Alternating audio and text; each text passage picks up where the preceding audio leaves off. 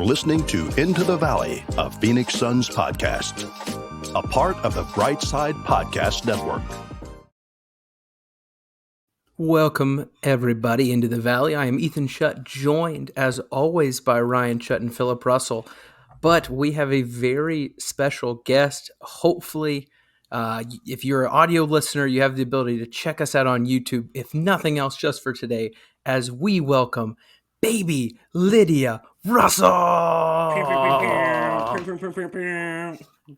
Philip, anything that Lydia would like to say to the podcast, or anything you'd like to say on her behalf? Yeah, she's pretty chill right now, but she did say that the Suns looked really good when they were running snap last night, and she hopes they utilize that more in Game 5, and that she thinks that Cam Johnson and Landry Shamet need to have really big games for the Suns to turn this thing around. That was all her. It's crazy. That's very it's crazy. That's dude. very impressive. She must have been watching the game with someone really smart like her mom. That's awesome, man. Yeah, exactly. She just she steals takes from the internet. So there you go. I get that. I've heard of people that do that before, but no. Yeah, man, I'll be honest with you, to open this one up. First of all, for those listening anywhere, welcome to the show. We manage to talk about the Phoenix Suns every week. Some weeks are harder than others. This episode in particular is a little tough, but I will say there could not have been a better time for you to have a perfect little angel baby. Because any other year, when the Suns are the 1 seed, they lose their potential first-team All-NBA player, and they're tied 2-2 in a very tough series. Other years, I think I could be in a really, really tough spot. But luckily, there's a small little angel child who's just made this week a whole lot better.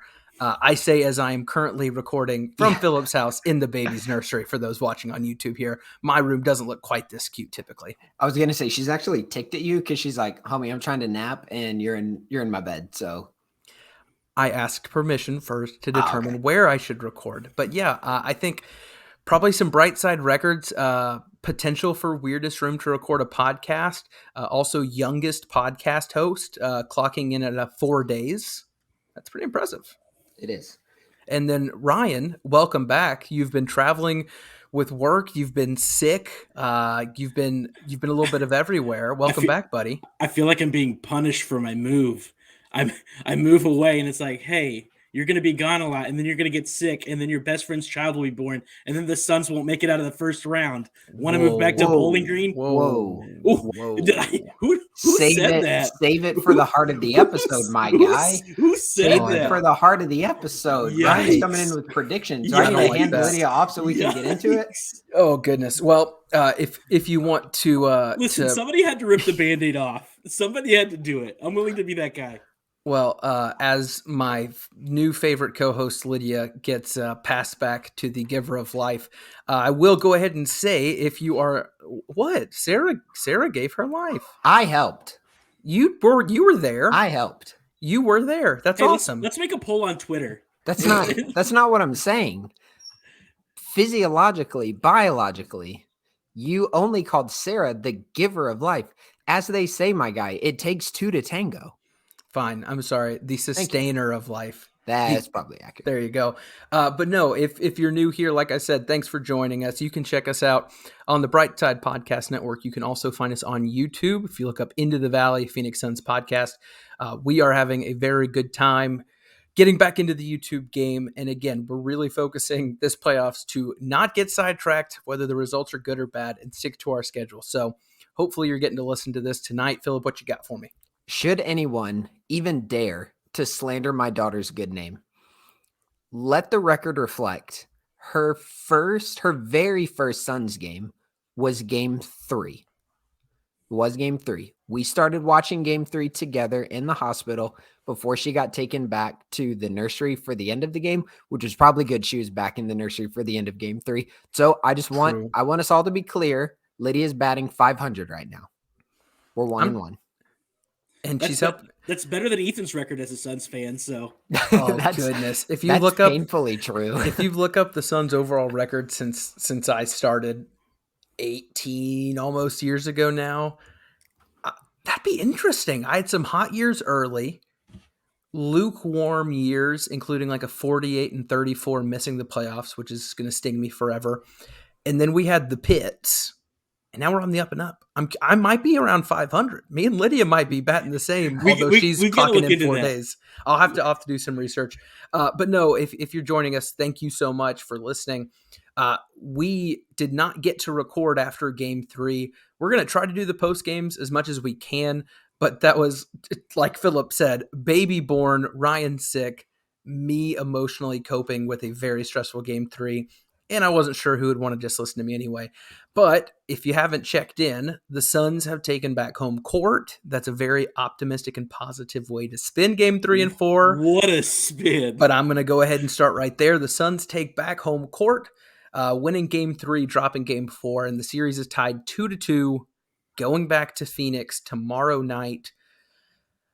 A lot of feelings. We'll get into a lot of that. But we'll go ahead and start with game 3. More of our focus is going to be on game 4, just the nature of the beast, what's relevant, what people are probably thinking about by the time this comes out. But game 3, in a nutshell, final score 114-111. Not really that close down the stretch. The Pelicans were aided by late second shots, a lot of late game free throws, kind of trying to make it look respectable as they attempted to claw back with a minute or two left. But Suns took care of business. And I just wanted to kind of open it up to you guys before we jump to game 4. Is there anything from game 3 that really stood out to you guys, whether that's individual performance, play styles, way that Monty made some changes going into it? Philip, I guess I'll start with you. What about game 3 made a big impact on you? I don't know if it was after game 1 or game 2, Ethan, when we talked about the Pelicans' strategy and will DA continue to be able to have success against this Pelicans team? Will he be able to fill it up? And the answer in game 3 was absolutely. He was incredible in game 3. I'm looking at his shot chart right now. He shot 13 of 20 from the field, including a knockdown 3. Almost all of his shots, though, his feet are at least in the paint. Not too many from the restricted area, but he was in there around 10 to 12 feet for a lot of those shots, fairly easy shots. In game 3, DA was exceptional because that's what the Pelicans were giving the Suns, and he capitalized perfectly. But as we talk about DA in game 3, and I'm sure we'll get to him in game 4 as well, because he was great in game 4, his partner in crime at the 5, JaVale McGee, 7 of 8. Contrastly, half of his shots came from the restricted area. Mm-hmm. All of his shots came basically with his feet in the lane. And then when you combine the two, 20 of 28 from the field for a whopping 71%.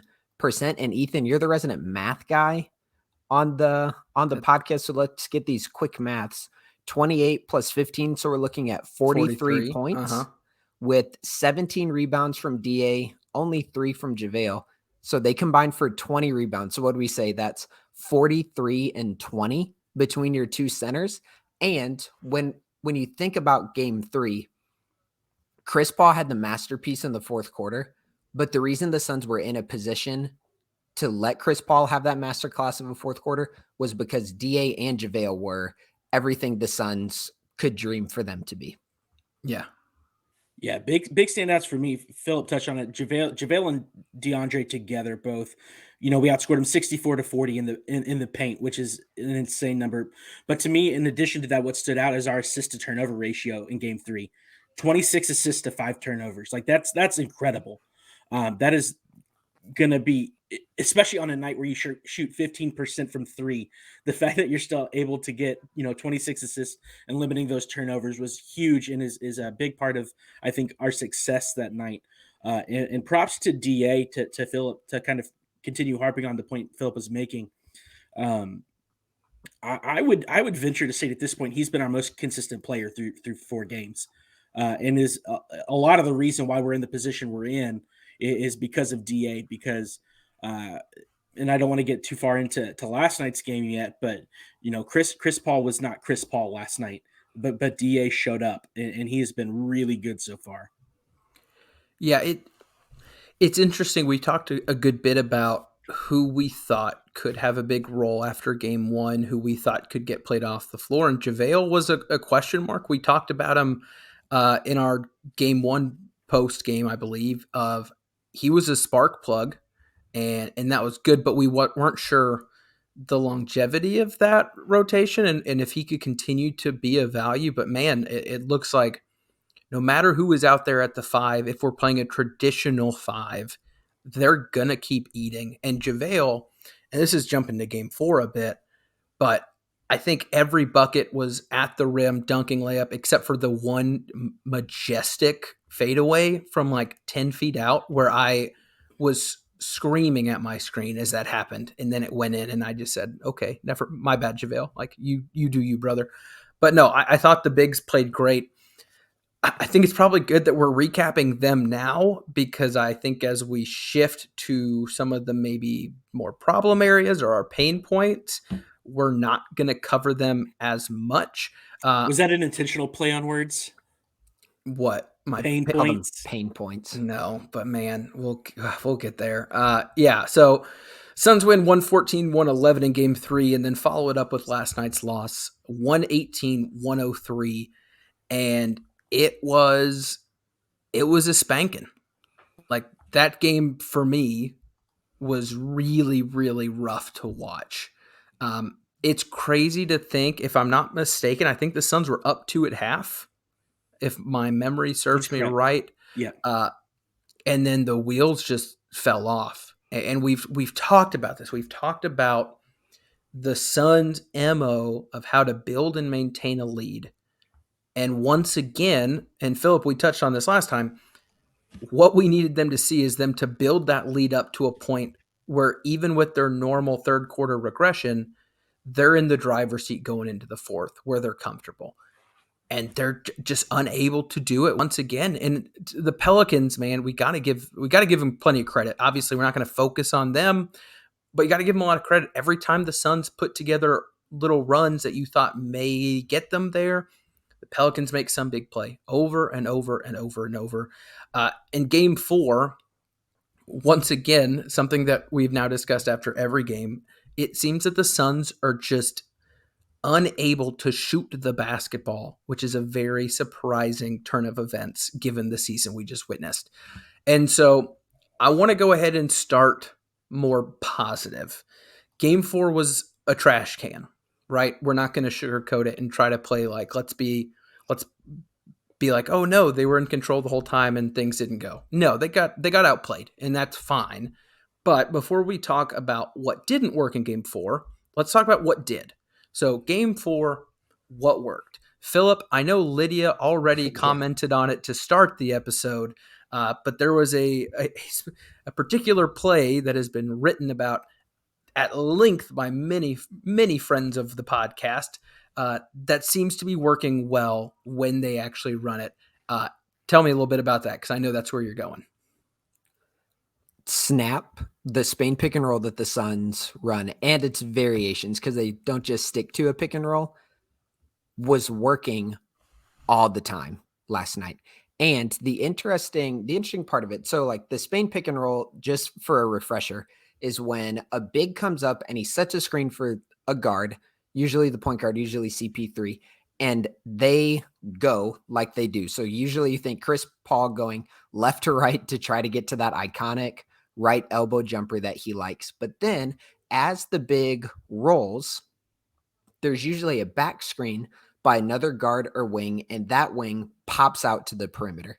Now, last night, the Suns were getting open, especially in the first half, of flaring out a little bit after setting the back screen for DA or JaVale, flaring out to the wing. So what the Pelicans were having a little bit trouble doing was guarding the ball laterally. That when the Suns were going up and down, they were having no problem, really. But when the ball started swinging laterally from the free throw line extended out to the wing, the Pelicans weren't guarding it as well. So Cam Johnson several times in the first half got open, and there was a stretch, 2 or 3 possessions in a row, where he was either getting wide open for a three or it was like the Red Sea parted and Cam had a straight line drive to the basket off of Spain. Now, Last night, what happened is when I started noticing that, and when Cam had a couple of wide open lanes, he picked up his third foul in the second quarter. So that really hurt the Suns. And then in the third quarter, Cam was getting wide open again. And then about halfway through the third quarter, he picks up his fourth foul. So it seemed like as the Suns were getting some momentum with this play and with the variation that they were running, they were just taken out of it by foul trouble. Because when you implement a McHale, when you implement a Landry into the Spain pick and roll, it's just not as daunting of a play when it's Cam Johnson or, of course, even more Devin Booker. Yeah. Now, and we've talked about this a good bit.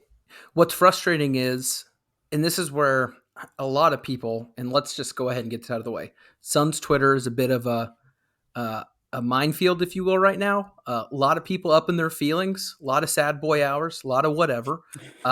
It's really quick to say something, react to something, do something that can get you attacked from one side or another. It is what it is. But let's go ahead and get this out here for me.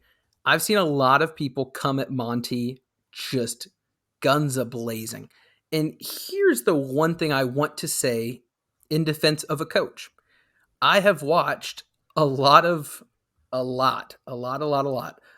various pick and roll actions with many different variations work in this series, although the ball did not go in the hoop.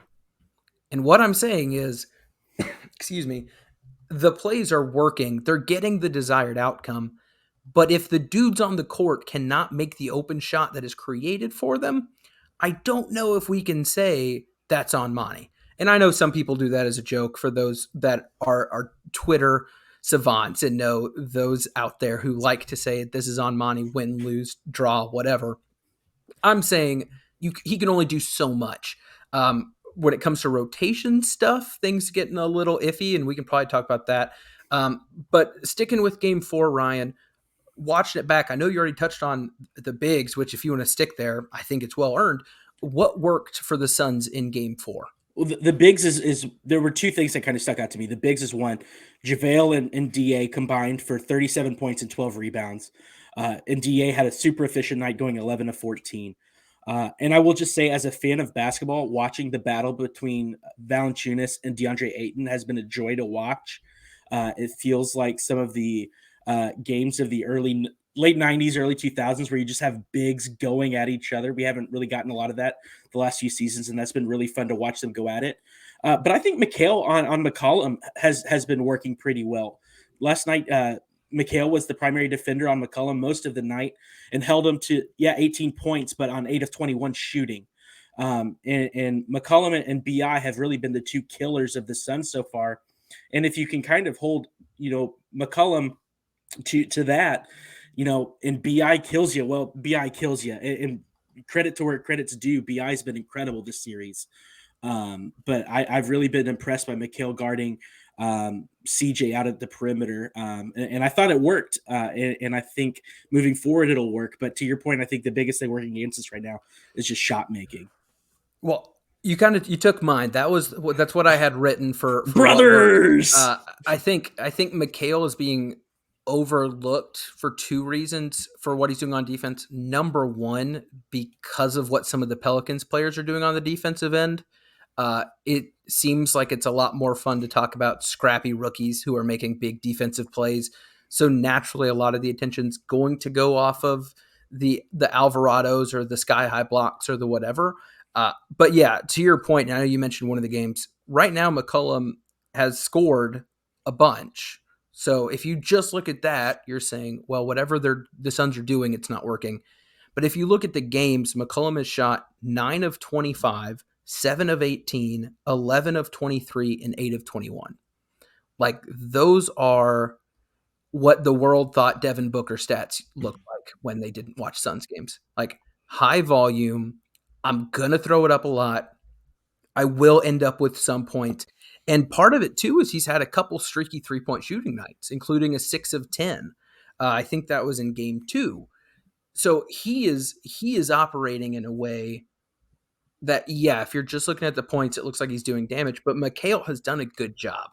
Now, I want to go ahead and I've had to move around my show notes a little bit here, but I think it's a great transition. As we talk about game 4 and what went wrong, Philip, I'm going to put this one on you. I'm going to put you in the coach's seat here because if you are a Suns fan and you watch these games, you say, what went wrong? We're playing against Brandon Ingram. Brandon Ingram has, whether it was there the whole time or not, has made an apparent massive leap, maybe just in terms of the stage he's doing it on. But I think one thing that has been incredibly overlooked as people are detailing this run for the Pelicans, and I'm not here to poo-poo on them, right? Everyone's like, wow, this 8 seed, and oh, they started this. Right, they started the season without CJ McCollum. They added an immensely skilled offensive weapon who, in my opinion, has allowed another insanely skilled offensive weapon to move up to new heights, similar to what we saw with Chris Paul and Devin Booker. They unlock parts of the floor and parts of the game for the other. So everyone talking about crappy Pelicans doing this against the Suns, it's not been the same team the whole time. Okay, that's my rant. I'm done now. But Brandon Ingram is putting on a show.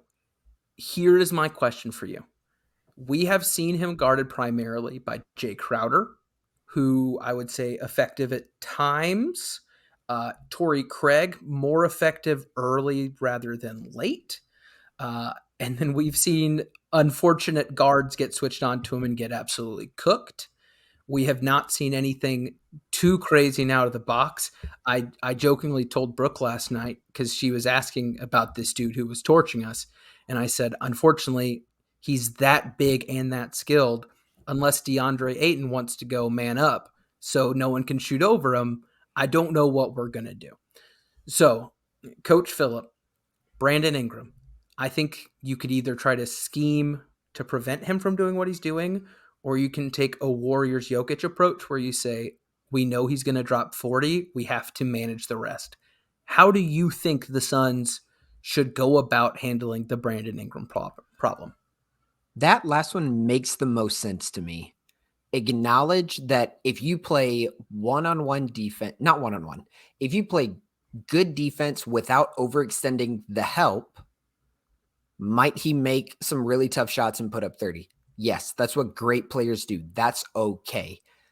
But when he's making a bunch of shots, sorry if you can hear my baby in the back. I'm not sorry if you can hear my baby. I was going to say, because I have a baby and it's really cool. And if you have a problem with that audio quality, kick rocks. Anyway, with Brandon Ingram, he's going to get some of his shots. I would say play good defense and don't let guys like Alvarado and Herb Jones and especially Trey Murphy and Devontae Graham, don't let them get easy step in, walk right into it 3-pointers off of Brandon Ingram drives. Those are easy shots that some of these guys are getting. If it's going to be Brandon Ingram, make him do it for 40 plus minutes out of the game. And again, if he goes scorched earth on you, okay. But when his teammates are getting wide open looks, I just don't know if that's what the Suns want to do. If Brandon Ingram's going to be their workhorse, make him work even more. And then potentially you can exploit that at the defensive end, keep putting him into actions. Whoever he's guarding, make them like a Devin Booker, make them a Devin Booker light where, okay, Brandon Ingram's guarding me. I'm coming off of double pin downs. I'm getting put into Spain pick and roll where he's going to have to work over and over and over again, running around these screens. And then when he comes to the offensive end, have at us. Go at Mikal one-on-one over and over and let's see how long he can hold up because it's going to get taxing. We see this in other series right now. KD isn't able to do what he's able to do because of Boston's, not just Boston loading up on him, but because they can put multiple guys on him to go at them. So he has fresh legs as well. So I think BI is going to get his throughout the rest of the series. I would say let him be the guy who beat you and don't overextend the help off of anybody else.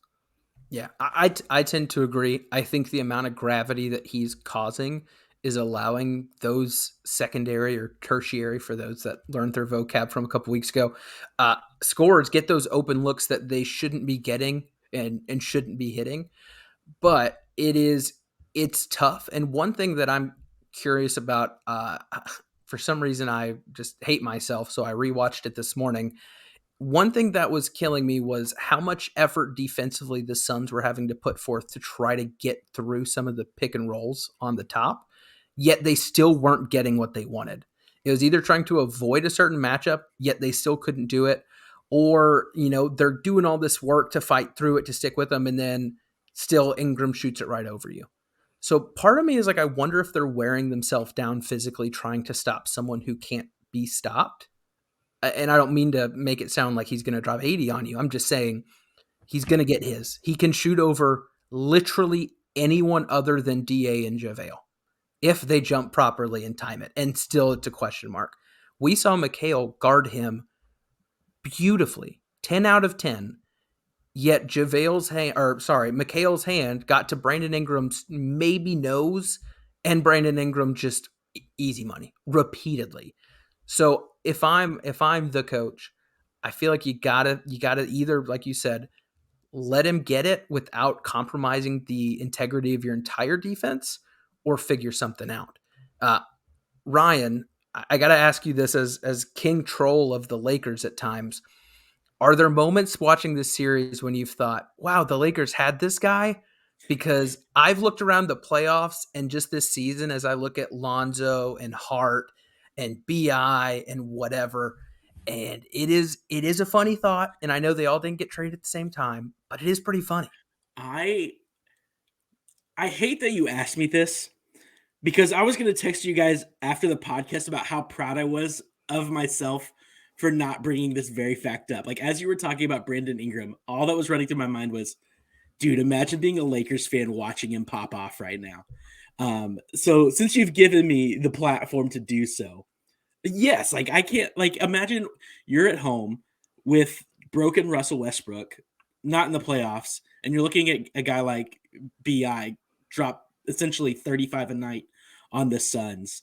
And it doesn't look fluky. Like, he legitimately looks like an incredible player. And I think that's one thing that, if we're being fair in our assessment of BI, he is a very good player.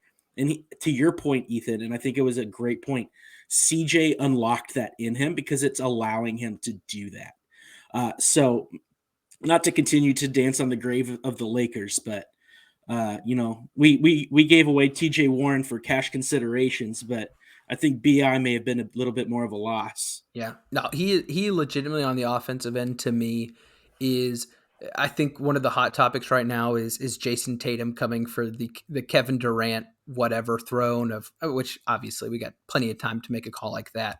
But when you talk at a 3-level scorer who is just an insanely skilled big man handling the ball, also his passing this series has been very impressive to me. I did not expect that. He keeps making the right reads and just continues to hurt the Suns. If you're a fan of teams in the West, what's scary is Zion is waiting in the wings. Memes aside, Zion's waiting in the wings right now, throwing down in the memes, throwing down between the legs dunks in warmups. Like, Zion is a very talented player. Is he waiting in the memes, or is he weighting the memes down? Oh, I refuse to publicly body shame Zion. Philip, just because you lost a lot of weight doesn't mean everyone else can too. No, I will say though, Zion Mountain Dew commercials, that boy be looking thick. Hey man, I'm really proud of myself. I feel like conceited on Wild and Out right now. I want to be like, slow it down. I just dissed you. Shout out to the homies who know that reference. But here's the thing, like, I almost think we're kind of fortunate that we don't have a healthy Zion also playing against us right now. Or like I really think we'd be in a lot more trouble. That's true. The court would have to take a lot more pressure. Anyway, dude, my team's tied 2-2 in a series, and I'm having a lot of scary thoughts. I gotta have some humor. Moving away from the what went wrong for Game 4 from the Pelicans side of things, I want to talk about, and those on the YouTube, please enjoy this beautiful caption here. I really took a lot of time to figure out what was going on with the Suns. Shooting, scoring, etc. You forgot points. True. I mean, let me hit you guys with some quick stats so far. So this is what the Suns have done offensively. Goodness, this is really sad. In the 4 games so far. So we have shot from the field 53% in a win, 50% in a loss, 50% in a win, 50% in a loss. Consistent. I'll give them that. Oh man, this part makes me want to vomit. 3-point percentage, 35, 37, 15, and 25. So context real quick. Ugh. Fine, even good, awful. But yikes. In comparison here, and this is where I think it's really tough. The Pelicans 3-point shooting numbers, 39, 56, which come on, that's not realistic. 34, and then in last night's win for the Pelicans, again, a win for the Pelicans, they shot 25. They were 6 of 24 from 3. Also, yikes. I mean, those are some rough shooting numbers, and those are also inflated by the guy who's currently on the bench nursing a hammy. I think I tweeted out, it was funny, I think the timeline guys were doing a live reaction after, I think it was after game 3, and asked the question, like, I wonder what those numbers would be without Devin Booker. And earlier that evening, I had the same thought and went and did the math, and I tweeted it out from our account. But like, you take Booker's numbers out of all of that, just in terms of a series percentage, man, it's bad. And Ryan touched on something too on the offensive side about what was really good. Again, going back to our positives here about game 3, we had 26 assists to 5 turnovers. Here are the numbers for the other games. Just turnovers though. 9 turnovers in game 1, 12 in game 2, 12 in game 4, losing the turnover battle in game 4, something the Suns do not do hardly ever. Offensively, they don't look like the Suns. And Philip, I want to come to you on this one. We're seeing a weird mixed bag. We're seeing Devin Booker not be there. Obviously, that's a bit of a mountain to climb. But we're also seeing the guys that we expect to hit shots, and that's kind of why they're there, keep missing shots, wide open shots. And the only reason these games have been close, especially the last couple, are because our bigs are eating down low. If you take the bigs out of it, this is a monstrous performance. And I know people are going to complain about the free throw disparity. That's fine, whatever. The Suns, as a team all season, have been one of the least likely to shoot a free throw teams. If you look at the free throws per game, I think they were 30th, maybe 29th. Like, they were super low. And that was part of, I can't remember if it was Russillo or Simmons or someone, when they were talking about the incredible efficiency of the Suns, it was they're doing this without shooting a lot of close range twos, and they're doing it without shooting a lot of free throws. 2 things that are usually heavily involved in highly efficient offenses. Yet we're now seeing what happens when part of that just completely implodes. So Philip, hop back in the coach's chair, buddy. How do we fix our offense as we look ahead to games 5 and 6?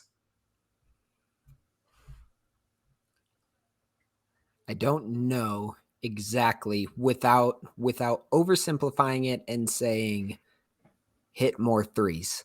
I think if the Suns shoot a reasonable percentage in game 5 especially, I would feel really good about the Suns' ability to win that game. Here's the reason. The Suns in game 4, when you combine the 3-point shooting and the free throws, so combine those numbers, got eviscerated off the court. If you look at the games the Suns have won, or the games that were even a little closer, they're at least closer. And I know in one of the games, I think game 1, the Suns won the free throw plus 3-pointer battle when you total up the made 3-pointers and the made free throws. Those numbers, there was a chasm between the Suns and Pelicans in game 4. The Suns have to make enough shots to pull that back. And one of the reasons why is that over the course of the season, the Suns shot, let me pull it up, 36% from 3. The Pelicans were down around 32% from 3. So there should be 4 percentage points over the season for those listening. That's a sizable gap statistically. There should be a sizable gap between the shot making ability of the Suns and the shot making ability of the Pelicans, at least from the 3-point line. That's where the Suns can put distance between themselves and the Pelicans. And like we've already said, and we're going to keep harping on it and looking for it, the Suns sets where they're flaring someone out to a wing, those are working and they're going to get those shots. Landry is we're going to need 10 plus, I think, from Landry. And I think we might see a Cam Johnson game in game 5 if all goes as it's been going. Yeah. There's a lot of players who have presented more questions than answers. Campaign at this point, I honestly don't know what I could say as a positive that he's brought other than his quickness. There are times where you could see that his quickness could be utilized in an effective game plan against the Pelicans, but it's not happening. Mikal defensively is working his butt off. Offensively, we haven't seen him have any sort of eruption or anything kind of going his way. Cam Johnson, we finally saw him hit a few threes last night, which was good. I'm hoping that can turn into some confidence. But, I mean, keep going. Landry's not hitting. Jay Crowder having an abysmal series offensively. It's rough when you have that many things going wrong at the same time. And the reason for that, a big reason for that, is because Devin Booker is out. Yeah. It needs to be stated. And I get the like sports mentality of like, oh, next man up. And it's just going to like the next person has to step up and take over. No, but nobody. There are a handful, maybe, of people in the league who could step into Devin Booker's role on the Phoenix Suns offense and give you what he gives you on a night in and night out basis.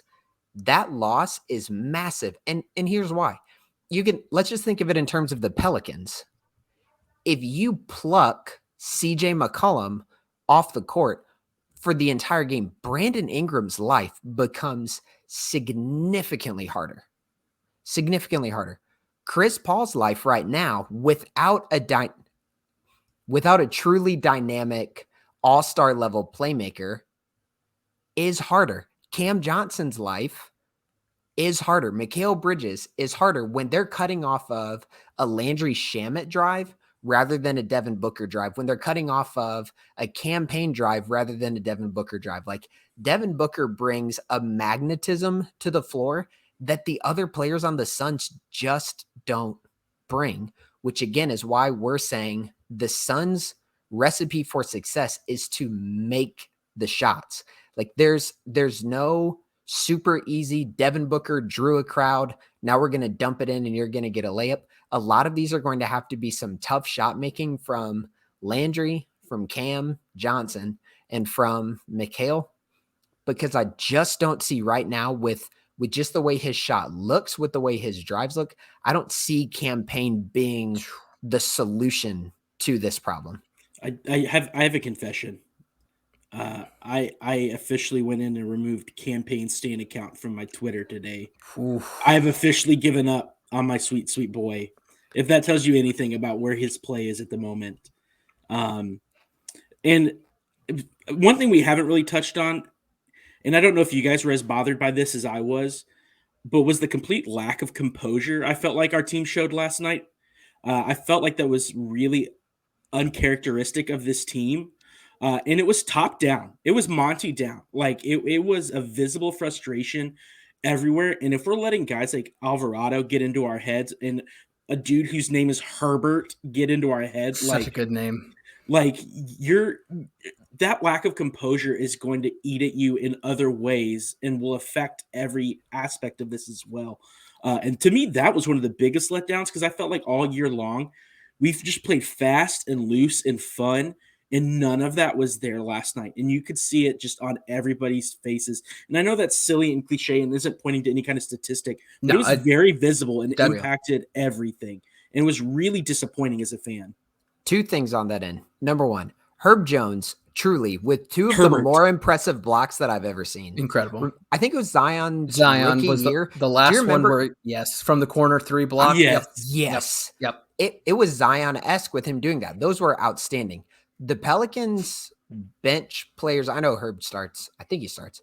Their bench players were great defensively. So shout out to them. That was really good. Number 2, something instructive from the Warriors-Nuggets game yesterday. If you watch the Warriors-Nuggets, early in the first quarter, it felt like the Warriors were about to just gobsmack the Nuggets. Clay started popping off. Everything was clicking, just like the way the Warriors look. But then Jokic started taking over. And in a timeout, one of the inside tracks, the coaches mic'd up segments came on. And Steve Kerr said, "We are trying to throw knockout punches in the first quarter. It doesn't work like that. What we need to do is execute them to death over and over and over again throughout the entire game.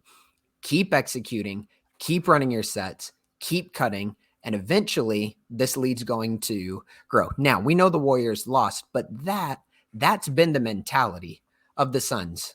It is a tidal wave of execution that we've seen this year. And to your point, Ryan, that execution was lacking because of the composure was lacking in game 4. So I think if the Suns can get back to running their crisp sets, not calling their own numbers when they don't need to be called, actually moving the ball, being patient with the sets they're running, I think that's where we're going to see Cam, Jay, Landry getting some easier opportunities, but that's going to come with 5, 3, 1 seconds left on the shot clock. The Suns just need the composure to run their sets enough and trust that New Orleans might have good one-on-one defenders. But one of the things that we've seen from the Suns and from teams like the Warriors is it's incredibly difficult to guard an NBA team, even in the playoffs, for 24 seconds when the ball is moving.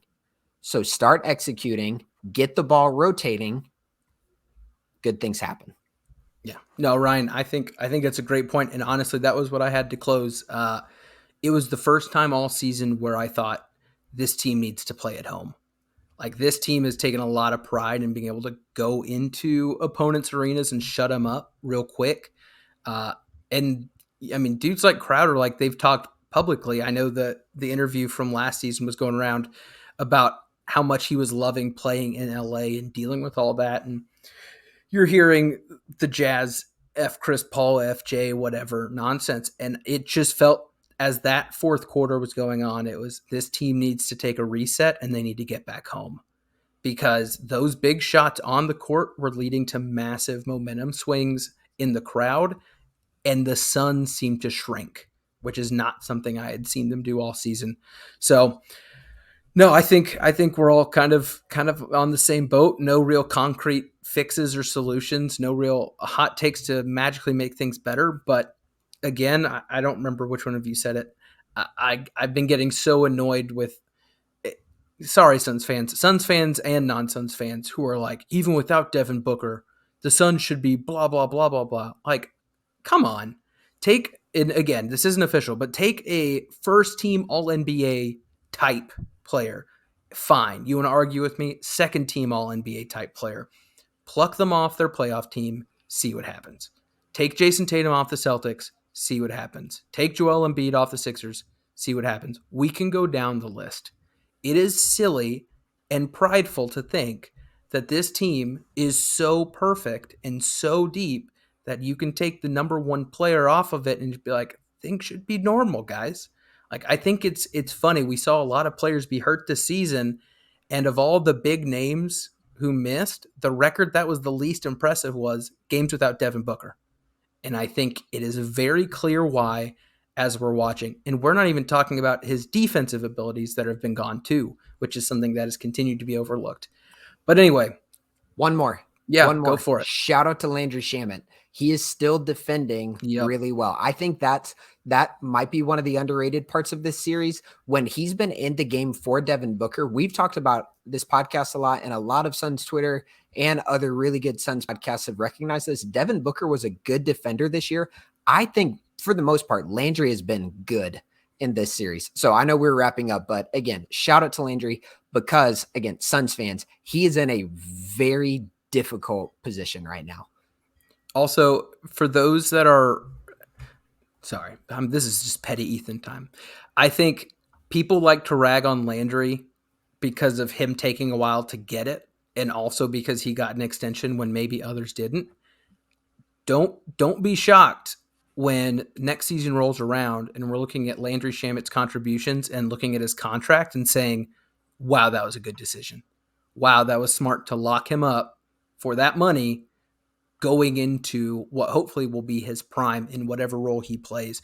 But I mean, anyway, it is what it is. Series is tied 2-2. The Suns have 3 games and 2 games at home to beat the Pelicans.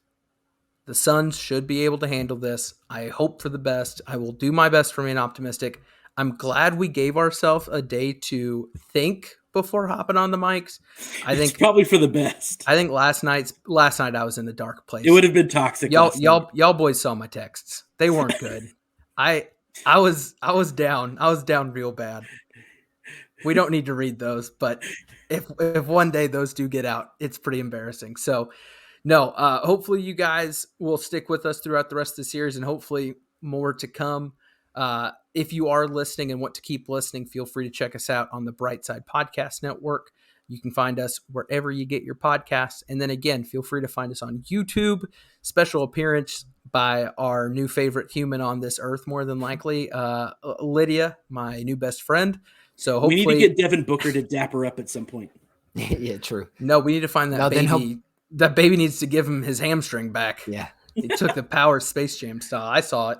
But no, thank you guys for watching. Again, thank you for listening.